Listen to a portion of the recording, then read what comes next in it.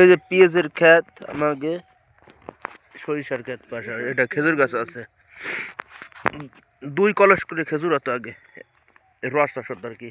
খেজুরের রস হতো আমি খেতাম দাদু জানতো খুঁটে খুঁটে নিয়ে যেত আমি খেতাম বাড়িতে তুমি খাতে এই যে মিজাজটা করবে না রেশর ডিস্টার্ব করতেছিস দেবো না রে কিন্তু মানে চুল কাটাবো না আজকে যাও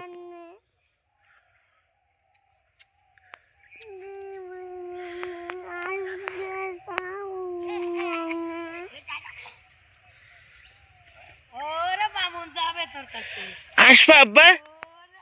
ও নিচেই নামবে হাইটিয়ে বেড়াবে আমার কাছে আসছে আমরা বাবা যাও হাতে যাও বলে যাও